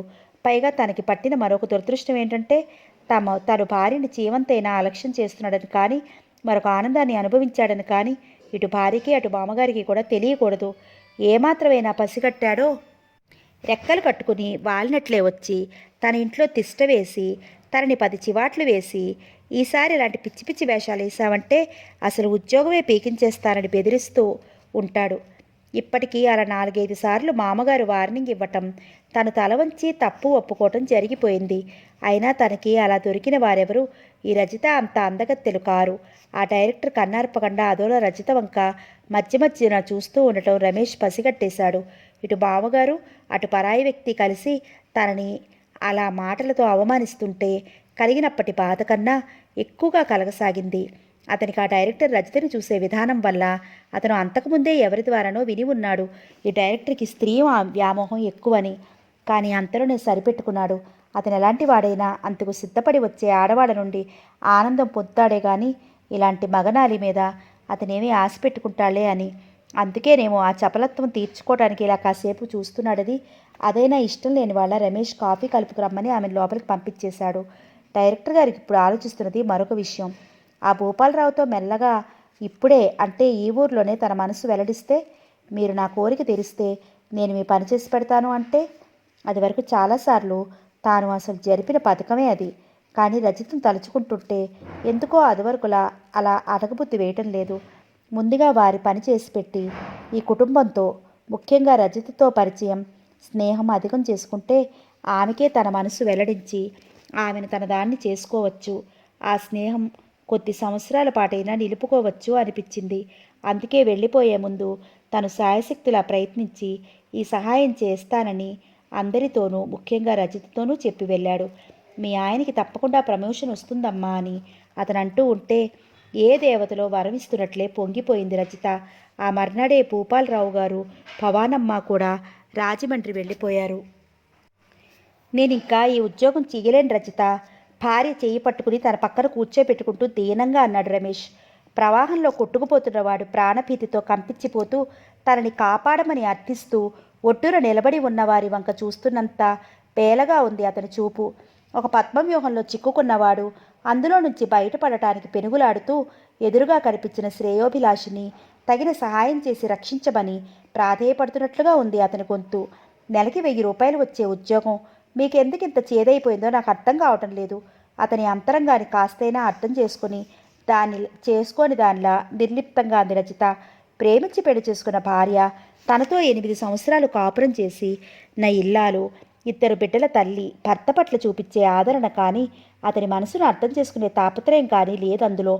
ప్రేమించి పెళ్లి చేసుకున్న వారి అయినా ప్రపంచంలో మిగిలిన దంపతుల మధ్య వచ్చే చిట్టి చిట్టి కలహాల లాంటి వారి జీవితంలోనూ అప్పుడప్పుడు ఎదురవుతూ వస్తున్నాయి. మొదట్లో ప్రతిదానికి భార్య ఇష్టప్రకారమే జరిపించే రమేష్ ఇటీవల కాస్త దురుసుగా మాట్లాడటం, తన మాట నెక్కినా నెక్కకపోయినా అదొకలాంటి పట్టుబట్టడం, కోపగించుకోవటం చేస్తున్నాడు. భర్తలో వచ్చిన ఈ మార్పు అర్థం చేసుకోలేనంత వెర్రిది కాదు రజిత. అందున ఈ మధ్య వారం రోజులై అంటే ఈ మధ్య తమ డాడీ మమ్మీ వచ్చి ఆ డైరెక్టర్ని పార్టీకి పిలిచి ఈ ప్రమోషన్కి కావలసిన ఏర్పాట్లన్నీ చేసి వెళ్ళిన తర్వాత భర్త మరీ అదొకలా ఉంటున్నాడని ఆమె పసిగట్టింది. అతనిలో ప్రమోషన్ రాబోతుందనే ఉత్సాహం ఏమీ లేదు సరికదా. డిస్మిస్ ఆర్డర్ అందుకున్న వాడిలా ఆవేదన వ్యక్తం అవుతోంది అనుకుంది కూడా. మొన్న మీ నాన్నగారు డైరెక్టర్తో చెప్పిన మాటలు వినలేదా? డాడీ అన్న దాంట్లో తప్పే ఉంది. మీకు ఆయన ఉద్యోగం వేయించిన మాట నిజం కాదా? పిల్లనిచ్చి పెళ్లి చేసిన మాట నిజం కాదా? తర్వాత ఈ 8 సంవత్సరాల్లోనూ ఆయన కలగజేసుకొని అయిన వాళ్ళందరితోనూ మాట్లాడటం వల్ల 300 జీతంలో చేరిన మీరు ఇవాళ నెలకి 1000 రూపాయలు సంపాదించుకుంటున్న మాట నిజం కాదా? చెప్పండి. మా డాడీ అన్న దాంట్లో ఒక్క అక్షరమైనా అబద్ధం ఉందా, అతిశయోక్తి ఉందా? లేకపోవచ్చు. కానీ ఆయన మాట్లాడిన తీరు, ఇతరుల ముందు ఆయన ప్రయోజకత్వం గురించి చెప్పుకోవటం, అది నన్ను అప్రయోజకుల్లా చిత్రిస్తూ అవమానిస్తున్నట్లు లేదా? కళ్ళు 2 ఎప్పార్చుకుని విస్మయంగా చూసింది రజిత. మా డాడీ మీకోసం ఇంత చేసిన డాడీ, ఇంకా ఇంకా మన కుటుంబానికి ఏదో చెయ్యాలని తాపత్రయపడే మా డాడీ మిమ్మల్ని అవమానిస్తారా? మీకేమైనా మతిపోయిందా? నిజమే, ఇన్ని సంవత్సరాలు మతిపోయిన వాడిలాగానే ప్రవర్తించాను రజీ. కానీ ఇప్పుడిప్పుడే ఆ మతిభ్రమణం విడిపోతోంది. ఇప్పుడు ఆలోచిస్తుంటే అనిపిస్తోంది, నా ఆత్మగౌరవాన్ని పడంగా పెట్టి ఇన్ని సంవత్సరాలు ఇంత నిశ్చింతగా ఎలా ఉండగలిగానా అని. రజితలో ఆహాన్ని అంకుశంతో పొడిచి రెచ్చగొట్టినట్లయింది ఆ మాటలతో. బాగుంది వరస. మీ మాటలు వింటుంటే నాకోటి జ్ఞాపకం వస్తోంది. మా స్నేహితురాలికి ఒక అన్నయ్య ఉండేవాడు. వాళ్ళు ముందు నుండి భాగ్యవంతులే కాకుండా అతను మెడిసిన్ చదివి తండ్రితో పాటు ప్రాక్టీస్ పెట్టాడు. వాళ్ళ నాన్నగారు డాక్టరే. వాళ్ళకు ఒక పెద్ద నర్సింగ్ హోమ్ ఉంది. ఆ డాక్టర్ గారు చాలా మంచివారే కాదు, పేదల పాలిట దేవుడే. వాళ్ళకి ఉచితంగా వైద్యం చేయటమే కాదు, తన నర్సింగ్ హోంలో ఉండే ఖరీదైన మందులు అవి కూడా వాళ్ళకి ఇస్తూ ఉండేవాడు, వాళ్ళు కొనుక్కోలేరని. అతని మెత్తదనం కనిపెట్టి అతని బంధువు ఒక ఆయన, చాలా పేదవాడు, వచ్చి ఆయన అడిగాడు. కాదు, ప్రాధేయపడ్డాడు తన కూతుర్ని ఆ డాక్టర్ గారి కొడుక్కి, అదే కొత్తగా డాక్టర్ అయిన అబ్బాయికి చేసుకోమని. పాపం డాక్టర్ గారి మనసు కరిగిపోయింది. పేదవాడు, పిల్లలు గలవాడు అయినా ఆ చుట్టానికి సహాయపడాలని ఒక కూతుర్ని తన కొడుక్కి కట్నం లేకుండా చేసుకున్నా అతని కష్టం కాస్త అయినా తగ్గుతుందని జాలిపడి కొడుకును ఒప్పించి ఆ పెళ్లి చేశాడు. పెళ్లిలో ఆ పిల్ల ఎన్నడూ కనీ విని ఎరుగని నగలు చీరలు పెట్టాడు. సరే, అత్తగారింట్లో ఐశ్వర్యం, సంపద, వాటికి తాను కూడా ఒక హక్కుదారునే అన్న సత్యం ఆ పిల్ల కళ్ళకి బైరు కమ్మేలా చేసింది. ఇంకా దాంతో తనకంతా అంతస్తు, తాకతు అన్నీ మర్చిపోయింది. దెబ్బతిన్నట్లు చూశాడు రమేష్. ఈ ఉపమానం ఇప్పుడు నువ్వెందుకు చెప్తున్నట్లు అన్నాడు తీవ్రంగా. నన్ను పూర్తిగా చెప్పనివ్వండి మరి. ఆ పిల్లకి కొత్తగా పట్టిన ఐశ్వర్యంతో తాను పుట్టుకతోనే ఒక మహారాణిని అనుకుంది. తనకింకా బాగా మర్యాదలు జరగాలని, అవి జరగకపోగా అత్తమామలు తన్నేదో చులకనగా చూస్తున్నారని భ్రమపడి తనకు ఆ ఇంట్లో అవమానం జరుగుతోందని అందరితో పోట్లాటికి దిగటం మొదలుపెట్టింది. నేను ఉపమానం ఎందుకు చెప్తున్నానంటే, ఈ వియ్యం అందటం అనేది సమానస్తుల మధ్య జరగాలని మన వాళ్ళు పట్టుపట్టడంలో ఎంత అర్థం ఇమిడి ఉందో తెలియచేద్దామని. మనుషులు పుట్టి పెరిగిన వాతావరణం నుండి, అంతస్తు నుండి ఒక్కసారి పై అంతస్తు చేరుకుని తాను ఎన్నడూ ఆశించని అదృష్టం కళ్ళ చూసేసరికి ఎంత చిత్రంగా మారిపోతారో తెలియచేద్దామని. ఒక్క క్షణం అవాక్కైపోయాడు రమేష్. ఆ తర్వాత అతి తీవ్రమైన ఆగ్రహావేశాన్ని, ఆవేదనని అదుపులోకి తెచ్చుకుంటూ నిదానంగా మాట్లాడసాగాడు. మేము పేదవాళ్ళమే, మీకంటే తక్కువ అంతస్తులో ఉన్నవాళ్ళమే. కానీ మీ సంపద చూసి, మీ వల్ల మాకు సంక్రమించిన అదృష్టాన్ని చూసి కళ్ళు నెత్తికెక్కించుకునేంత సంస్కారహీనులం మాత్రం కాదు. నిజం చెప్పాలంటే మీ డాడీ దయాధర్మాలు లేకపోతే బ్రతకలేనంత హీనస్థితిలో కూడా మేము లేము. నా చదువుతో, నా డిగ్రీతో నేనెక్కడైనా ఒక ఉద్యోగం సంపాదించుకుని భార్యాబిడ్డల్ని పోషించుకోగలిగి ఉండేవాడిని అనే ఆత్మవిశ్వాసం నాకుంది. అయితే ఇన్నాళ్ళు ఆ విశ్వాసం, ఆ ఆత్మగౌరవం ఏమైపోయాయని నువ్వు అడగవచ్చు. అది చెప్తాను. ఇన్నాళ్ళు ప్రేమ, అనురాగం అనే ఒక వ్యామోహపు మత్తు నన్ను ఆవరించుకుని నన్ను నోరు మెదపనివ్వలేదు. కానీ ఆ నిషాని, ఆ ప్రేమని నువ్వు, మీ డాడీ నా చేతకానితనం కింద జమకట్టి నలుగురు ముందు నన్ను అవమానించడానికి కూడా సిద్ధపడుతుంటే ఇంకా సహించటం నా వల్ల కాదు. నా అర్హతని బట్టే, ఎవరి సిఫార్సులు అక్కర్లేకుండానే, నా సొంత ప్రయత్నాల వల్లే నేను ఒక మంచి ఉద్యోగం సంపాదించుకోగలనని నీకు చూపించదలుచుకున్నాను. ఒకలాంటి ఆవేశంతో ఆ చివరి వాక్యం అనేశాక చటుక్కున నాలుగు ఖర్చుకున్నాడు అతను. పేపర్లో పడిన ఒక ప్రకటన చూసి ఆ క్రితం రోజే ఒక ఉద్యోగానికి అప్లై చేశాడతను. అయితే దాని ఫలితం తెలిసేదాకా ఎవరికీ తెలియనివ్వకూడదనుకున్నాడు. అత్యాశ్చర్యంగా అతని మాట నమ్మశక్యం కానట్టుగా చూసింది రజిత. 300 రూపాయలలో 8 ఏళ్ల క్రితం తండ్రి వేయించిన ఉద్యోగం, మధ్య మధ్య ఆయనే పూరుకుని ప్రమోషన్ ఇప్పించిన 1000 రూపాయల దాకా తీసుకొచ్చి ఇంకొక 2-3 నెలల్లో నెలకి 1400 రూపాయలు కళ్ళ చూసేలా చెయ్యబోయే ఉద్యోగం ఇంత హఠాత్తుగా భర్త మానేస్తాడంటే ఆమెకి నమ్మశక్యం కావడం లేదు. మరి అతను ఎందుకు అలా అన్నట్లు అని ఆలోచిస్తూ ఉండిపోయింది కొద్ది క్షణాలు. ఆ కొద్ది క్షణాలలోనే రమేష్లో ఆత్మ పరిశీలన ప్రారంభమైంది. ఏమిటిది ఇలా? ఎందుకయింది? ఒకరినొకరు అతి గాఢంగా ప్రేమించి పెళ్లి చేసుకున్న తాము అత్యంత పవిత్రమైన ఈ వివాహ బంధనాన్ని అతి నిర్మలంగా, ఎక్కడా కాస్త మకిలి అయినా అంటకుండా ఉంచుకోవాలని ఒకనాడు కలలు కన్న తాము ఇవాళ ఇలా ఇద్దరూ బద్ధ విరోధులంటూ మాటలు విసురుకోవటం, ఒకరినొకరు తెప్పుకోవటం జరిగింది. తనలోని సంస్కారం, అతి సున్నిత భావాలు అన్నీ ఒక్కసారిగా ఎలా ఎగిరిపోయాయి. కోపం మనిషికి పరమశత్రువు అంటారు, ఇందుకే కాబోలు. కోపంలో ఉన్న మనిషి వివేకాన్ని, వివేచనా శక్తిని, తన వ్యక్తిత్వాన్ని, కడకు తన ప్రేమానురాగాల మీద కూడా మర్చిపోతాడు.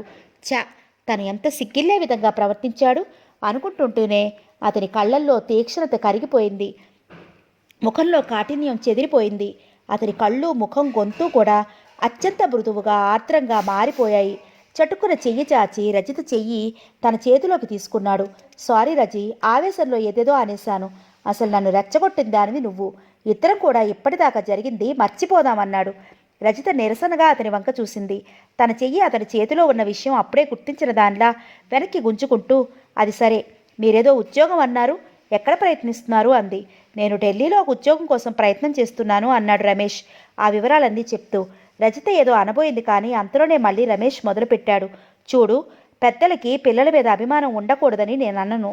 అయితే ఆమె ప్రేమ అభిమానం పిల్లల స్వేచ్ఛకి, అంటే వారి సంసార సుఖంగా సాగటానికి ప్రతిబంధకాలు కాకూడదు. అడుగడుగునా మన విషయంలో మీ మమ్మీ డాడీ ఇలా కలగజేసుకోవటం నేను భరించలేను. ఈ విషయం చాలా రోజుల నుంచే చెప్తామనుకున్నాను, కానీ ఓపిక పడుతూ వచ్చాను. ఇంకా నాకు ఆ శక్తి లేదు. అవును, మరో ఉద్యోగం సంపాదించుకోగలను అన్న ధైర్యం మీకు కలిగాక ఇంకా మా డాడీతో పని లేదనుకున్నారు. అలాంటి అర్థాలు తీయకు. ఆవేళ ఆ డైరెక్టర్తో నా ఎదుటే నన్ను గురించి అంత చులకనగా మాట్లాడినప్పుడే నా మనసు విరిగిపోయింది. అది వరకు ఎంతమందితోనో ఆయన నాకు చేస్తున్న సహాయం గురించి ఆ విధంగా చెప్పి ఉండవచ్చు, కానీ నా చెవులతో నేను విన్నది మొన్ననే. అప్పుడే ఆ క్షణంలోనే ఆ ఉద్యోగానికి రాజీనామా ఇచ్చేస్తారని చెప్పాలనుకున్నాను. కానీ అంత పెద్ద మనిషి ముఖం మీదే ఆ మాట అనడానికి మనస్కరించలేదు. ఇంతలో అనుకోకుండా ఈ అడ్వర్టైజ్మెంట్ చూశాను, అప్లై చేశాను. దొరుకుతుందనే ధైర్యం ఉంది. అందులో జాయిన్ అయ్యే ముందు ఈ ఉద్యోగానికి చల్లగా రాజీనామా ఇచ్చేద్దాం అనుకున్నాను. అంటే మా డాడీని లెట్ డౌన్ చేద్దామనుకున్నారన్నమాట. అది ఆయనకి ఎంత అవమానకరమో ఆలోచించారా? చచ్చా, నువ్వు అలా అంటే నేను ఇంకేం చెప్తాను. కానీ నా ప్రయత్నాలు ఒక కొలిక్కి వచ్చేదాకా ఎవరికీ తెలియకూడదని అనుకున్నాను, అంతే. అతను అమాయకంగా తన అర్ధాంగికి, తన జీవిత భాగస్వామి నీకు ఒకనాటి తన ప్రేయసికి తన మనసు తెరిచి చూపిస్తుంటే కసిగా నవ్వుకుంది రజిత. ఈయనగారు స్వయంగా ఈ ఉద్యోగానికి ప్రయత్నించటము అది దొరకటమునా అనిపించింది. ₹100 జీతం ఇచ్చే ప్యూన్ ఉద్యోగాలకే పెద్ద ఆఫీసర్ల దగ్గర నుంచి ఆఖరికి శాసనసభ్యులు, మినిస్టర్ల దగ్గర నుంచి రికమెండేషన్ తెచ్చుకుంటే కానీ దొరకని రోజులివి. అలాంటిది ₹1000 ఉద్యోగం.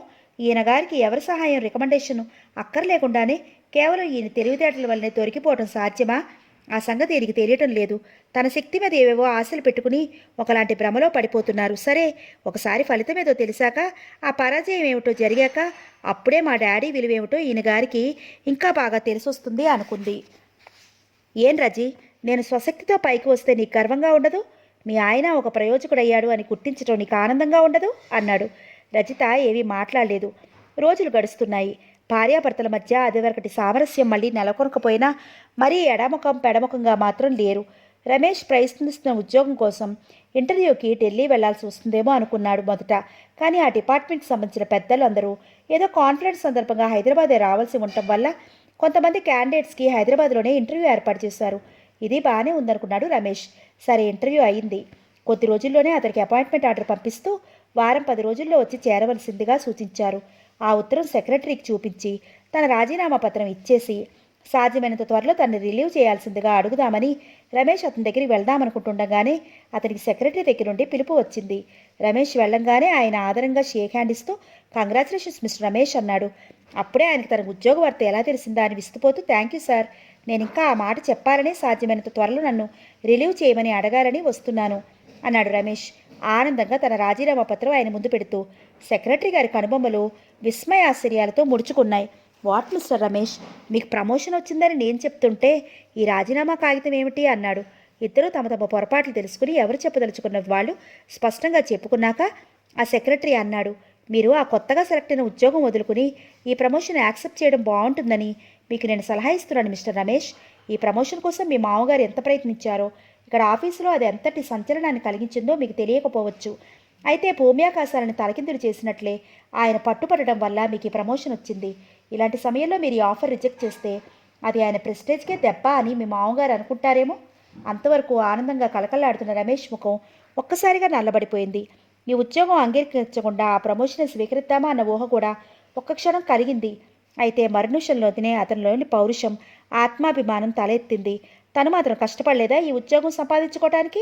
సిఫారసుల కోసం అంటే తాపత్రయపడలేదు, కానీ సబ్జెక్ట్ క్షుణ్ణంగా తెలుసుకుని ఇంటర్వ్యూలో బాగా చేయటానికి తను ఎంత కృషి చేయలేదు? ఆ శ్రమ, ఆ కష్టం అంతా బూడిదలో పోసి పన్నీరే కావాలా? అదొక్కటే నా ఈ సెలక్షన్ విషయంలో కూడా ఎన్ని రాజకీయాలు నడిచాయో తనకు తెలియదా? ఈ ఇంటర్వ్యూకి వచ్చిన క్యాండిడేట్లో కూడా కొంతమంది రాయబారాల్లాంటి రామబాణాలు లాంటి సిఫార్సులు తీసుకొచ్చారు. కానీ ఈ డైరెక్టర్ నిక్కచ్చి మనిషి. మెరిట్ ఎఫిషియన్సీ లేకుండా ఇలా సిఫార్సుల మీద ఉద్యోగాలు ఇచ్చేటట్లయితే నా డిపార్ట్మెంట్లో వర్క్ సఫర్ అవుతుంది. ఒక డిపార్ట్మెంట్కి డైరెక్టర్గా అది సక్రమంగా నడిచేలా చూసుకోవాల్సిన బాధ్యత నాది. అక్కడ పనిలో ఏమన్నా అవకతవకలు వస్తే దాని హెడ్డుగా నలుగురు నన్ను అంటారు, కానీ స్టాఫ్ను గురించి ఎవరు పట్టించుకోరు. అందుచేత ఇక్కడ స్టాఫ్ అపాయింట్మెంట్ చేసుకునే విషయంలో నాకు పరిపూర్ణమైన స్వాతంత్రం ఉండాల్సిందే తప్ప మరొకరి జోక్యాన్ని నేను టాలరేట్ చేయనని అతను ఖచ్చితంగా చెప్పేశాడు. ఆ డైరెక్టర్ మొదటి నుండి అంతే. మంచి క్వాలిఫికేషన్స్, ఫారెన్ డిగ్రీలు ఉండటం వల్ల మొదటే పెద్ద పదవి దొరికింది. అదైనా అతను మెరిట్ మీద సంపాదించుకున్నదే కానీ ఎవరిని ప్రాధేయపడి దక్కించుకున్నది కాదు. సరే, ఉద్యోగంలో చేరిన మరు నిమిషం నుండి అతని శల్య పరీక్ష ప్రారంభమైంది. డిపార్ట్మెంట్లో ఎలాంటి అవకతవకలు జరిగినా, ఆఖరికి అవి తనకన్నా పెద్ద ఉద్యోగుల వల్ల జరిగినా అతను సహించలేకపోయేవాడు. అతని ప్రవర్తన అతని క్రింది ఉద్యోగులను గడగళ్లాడిస్తే పై వాళ్ళకు ఒక సమస్య అయి కూర్చుంది.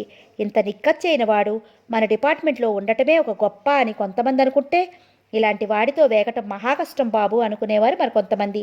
ఆ కారణంతో ఇతని బారి నుండి తప్పించుకోదలిచిన వారు నెమ్మదిగా వేరే డిపార్ట్మెంట్కి వెళ్ళిపోతూ ఉండేవారు. ఇతను ఎక్కడికి వెళ్తే అక్కడే ఆ ప్రక్షాళన కార్యక్రమం ప్రారంభించేవాడు. ఒకసారి ఒక పార్లమెంట్ సభ్యుడు తన వారికి ఎవరికో ఉపకారం చేయదలిచి ఇతని దగ్గరికి వచ్చాడట. ఇతను అసలే నిస్సంక బిరుదు, పెడసరం కట్టే. అతను అడగటం ఇతను వీల్లేదంటం జరిగింది. అంతవరకు తన సభ్యత్వ హోదాలో తను తలుచుకున్న పనులన్నీ సాగించగలిగిన ఆయన తిక్కరేగింది. అది వరదాకా తాను ఒక కాగితం ముక్క రాసి ఇస్తే చిటికలో పనులు జరిగిపోయేవి.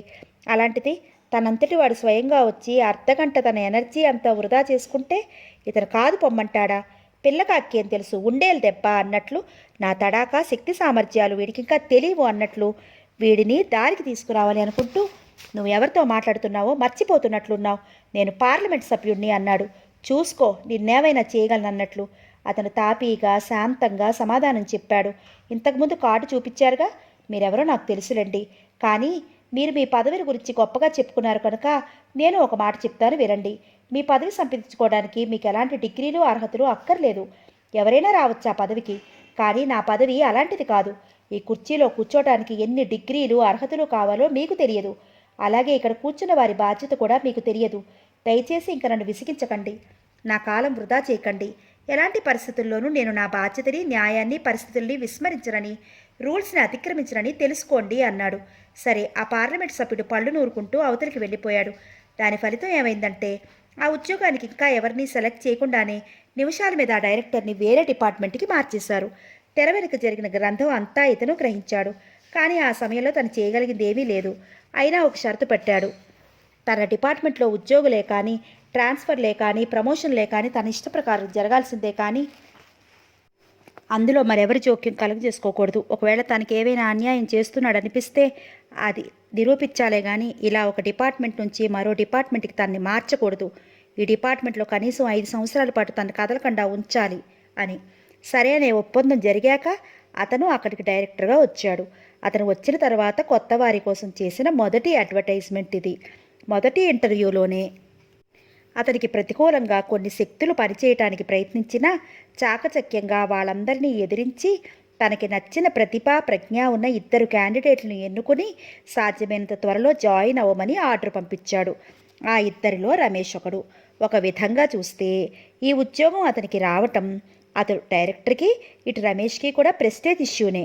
అలాంటి దానిని కాదనుకుని మామగారి ప్రెస్టేజ్ కోసం తను పాకులాడతాడా? రమేష్ తలంతా ఆలోచనలతో బరువెక్కిపోతోంది.